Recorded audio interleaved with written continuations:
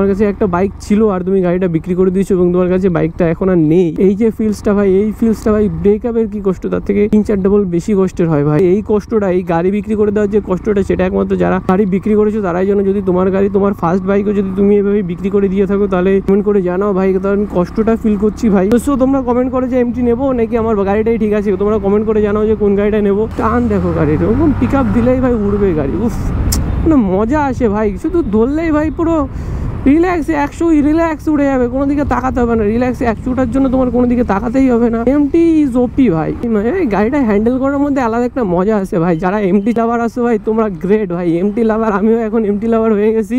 আমার কাছে R15 ভাই, আমার গাড়িটা তো অলওয়েজ লাভ, বাট এমটিটা আলাদা লেভেলেরই লাগে ভাই। এমটির মধ্যে একটা আলাদা মজা আছে। সো ফাইনালি আমরা ছাইশের মতো দিল, ছাগলের মতো। ওই একটা কন্টেন্ট আছে না, মিমস, ছাগলে এরকম করে। আমি দেখাবো না, কি করে করে দেখা, আমি দেখাবো না। সো ফাইনালি আমরা অজয়ের জন্য ওয়েট করছিলাম, অজয় চলে এসে আমি আর রাজ অনেকক্ষণ ধরে ওয়েট করছি ভাই। প্রায় 1 ঘন্টা হয়ে গেছে। ছেলেটা নাকি কার্ড ফরম্যাট করতে গিয়ে গোপ্রোয় ফরম্যাট করে দিয়েছিল। কি অবস্থা, লেট হয়ে গেছে, ফ্যাক্টরি রিসেট হয়ে গেছে। ফাইনালি গেছে, আমরা জল পেয়ে গেছি। ও ইয়া, अभी तो জল पे लेंगे और निकल लेंगे भाई। चलो चलो বাইরে যাই, তাই তো? এটা চোর স্টাইল है, জল पे लेंगे और निकलेंगे। क्या निकलेगा? सबको पेल लेंगे। और we will miss you bro. अब तो कुछ और ही आने वाला है। कुछ नहीं आने वाला भाई, महंगा वाला छोड़ दिया भाई। तो पानी पी लो गाइस। ফাইনালি বেরিয়ে পড়েছি। আর রোদের মধ্যে ভাই ফাটা চোরা, আর টেম্পারেচার তো ভাই ভুলেই যাও। টেম্পারেচার এক্সট্রিম লেভেলে টেম্পারেচার চলছে, 41, 42 করে চলছে এখন। অজয় আজকে নিয়ে এসে তার এমটি, আর আজকে এমটিটা চালাবো। কিন্তু আমার গাড়িতে 1 কাটা তেল আছে। আমি আর এখন অজয়কে এই গাড়িটা দেবো না গাড়ি, কারণ অজয়কে আমি এর আগের দিনে যখন ভিতরে চালিয়েছিলাম তখন আমার ফুয়েল কম ছিল, ওর চালাতে খুব প্রবলেম হয়েছে। ফুয়েল আপটা করবো, তারপরে আমি অজয়ের এমটিটা নিয়ে একটু রাইড করবো। ওই দেখো দেখো দেখো দেখো দেখো, অত লোডের একটা গাড়ি কি করছে ভাই, মানে দেখছে এই গাড়িটা পার হচ্ছে, এদের জন্য এই রাস্তায় ভুলভাল কাজ বাজ হয়। এখানে কার দোষ দেবো নিজেও বুঝতে পারছি না। এখানে দোষ আমার ভাই, আমি রাস্তায় এসেছি। চলো দাদা, রং রুট দিয়ে যাও, একটু আমাদের একটু জায়গা দাও, আমাদের রুটটাও একটু ছাড়ো। সরি, আমাদের লেন তো এটা। কীভাবে বেরোতে হয়েছে ভাই, জন্য ড্যান্সিং করতে করতে বেরোলাম আমি জায়গাটা দিয়ে। একদমই ভালো বেরোয়নি, একদমই ভালো চালাইনি জায়গাটা। হাবড়া বাজারটা তো আমরা পুরো রিল্যাক্সে ক্রস করে আসলাম ভাই। পুরো রোদের মধ্যে কেউ বাইরেই নেই, পুরো ফাঁকা ভাই। হাবড়া বাজার পুরো ফাঁকা। চলে এসেছি গাই ফুয়েল ভরার জন্য। আর ফুয়েল ভরার জন্য আমি কোথায় এসেছি? ফুয়েল পাম্পে ভাই। অবভিয়াসলি ফুয়েল ভরার জন্য তো বাড়িতে যাবো না। আর যার বাবার পাম্প আছে সে তো আলাদাই মজা ভাই। তো দাদু দাদু দাদু, এখানে অনেক লোক, দাদুর কাছে যাই, 510 টাকার ফুয়েল আপ করে নিই।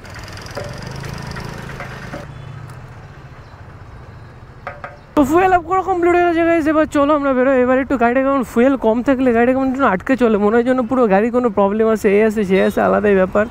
গাড়ি দে আমরা এখন গাড়ি চেঞ্জ করে নিয়েছি ভাই। এমটি ভাই, ওফ এরকম একটা গাড়ি নিতে হবে ভাই। এমটিতে আলাদাই লাগে ভাই, আমার লুকসটাও সেই লাগে এমটিতে। তারা একটু কমফোর্ট বসে নি, ইয়া।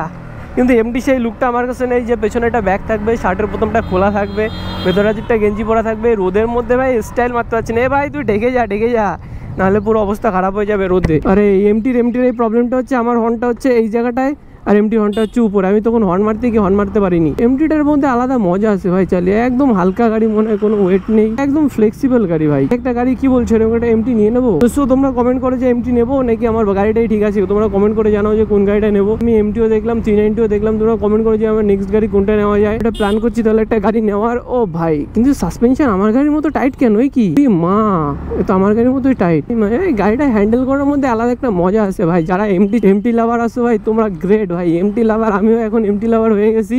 আমার কাছে R15 ভাই, আমার গাড়িটা তো অলওয়েজ লাভ, বাট এমটিটা আলাদা লেভেলেরই লাগে ভাই। এমটির মধ্যে একটা আলাদা মজা আছে। তো যারা কিনবে ভাবছো ভাই, এগিয়ে যাও ভাই, পেছোতে হবে না। এমটি গাড়ির মধ্যে একটা আলাদা মজা আছে। তো যারা এমটি কিনবে ভাবছো তাদের জন্য ভাই বেস্ট লাগে, এবং যারা এমটি কেনার প্ল্যানে আছো ভাই, এগিয়ে যাও ভাই। বলছি তো ভাই, পুরো কমফোর্ট জোনও আছে, এরকম টানও আছে ভাই। সব দিক থেকে এমটি গাড়ি ইজ বেস্ট। হ্যাঁ, যদি 150 সিসির মধ্যে টপের দিকে যদি দেখতে যাও তাহলে ভাই এমটি গাড়িতে যাও। R15 ভাই ভাইজার গাড়িটার মধ্যে একটা আলাদা মজা, কিন্তু এমটি ভাই সব দিক থেকে বেস্ট। তুমি যদি ট্যুরে যেতে চাও, কোথাও ঘুরতে যেতে চাও ভাই, তোমার এইসব নেকেড গাড়ি বেশি মজা লাগবে। হ্যাঁ, R15ও করা যাবে, বাট একটু কষ্ট হবে, একটু প্রবলেমস হবে। বাট এই গাড়িতে তুমি শুধু মজাই মজা। যেমন ট্রেনে মজা, সেরকম ভাই বসে কমফোর্ট জোনের দিক থেকেও মজা। আর দাদু হর্ন দিয়েই যাচ্ছে।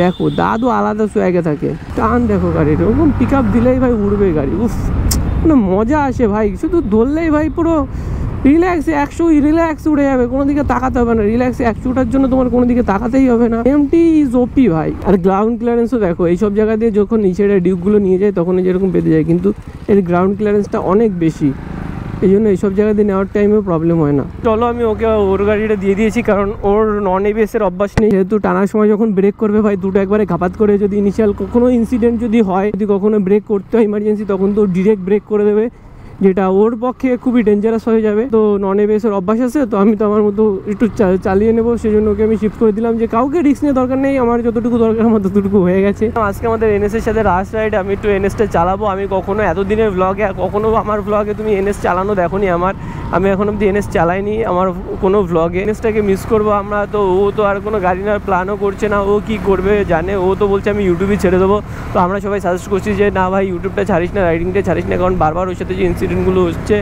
তো রিসেন্ট ও একটা অ্যাক্সিডেন্ট করেছে, এটা যেদিন আমি বেরোইনি, মানে যেদিন আমরা বেরোইনি সেদিনই ভাই ওরা অ্যাক্সিডেন্ট করে। বলো আমরা এখানে ওয়েট করবো, আর এখানে ওয়েট করে আমি একটু এনএসটা চালাবো। চলো, তো ফার্স্ট 10 মিনিটস হলো, এটা ফার্স্ট রাইড এবং লাস্ট রাইড, শর্ট একটা রাইড মারবো। ও ভাই এর তো ব্রেক ফ্রেক কিছুই নাই, কিন্তু হাওয়ায় ওড়ে গাড়ি, শুধু গাড়ি ওড়ে, গাড়ির কোনো ব্রেক নেই, কিচ্ছু নেই। এই নিয়ে রাজু ভাই কীভাবে চালায় যে রাজুই একমাত্র জানে। আর এই রাস্তাটা আগে অনেক সময় ভাঙা ছিল, এখন তো একটু জাস্ট ফিক্স করে দিয়েছে, যে ব্রেক ফ্রেক তো ঠিক আছে, আর রাস্তাও এখানে শেষ হয়ে গেছে। ফু এটাই হচ্ছে ভাই রাজুর গাড়ি, আর এটাই হচ্ছে লাস্ট রাইড এবং ফার্স্ট রাইড আমার। ওর গাড়ির মধ্যে একটা মজা তো ছিল ভাই, ও তো খুব দেখেছো তোমরা, এনজয় করেছো ওর গাড়ির মজাটা, কিন্তু সেটাকে আমরা খুব মিস করবো। আর এ তো দাদা তো সরেই গেছে ভয়তে ভাই। ভাই এনএসে মজা আসে ভাই, বললে হবে না। এনএস যে যারা চালায় তারা জানো ভাই, এনএসের ফ্যানলেস শুধু না, আমি ফার্স্ট টাইম চালাচ্ছি ভাই, আমি তো মজা পাচ্ছি ভাই। কিন্তু এটা ফার্স্ট এবং লাস্ট রাইড আমার সাইড থেকে, কারণ এটা সেল হয়ে গেছে, রাজুর গাড়ি সেল করে দিয়েছে ভাই। মিস ইউ ভাই এনএস, মিস ইউ, ওকে খুব মিস করবো আমরা।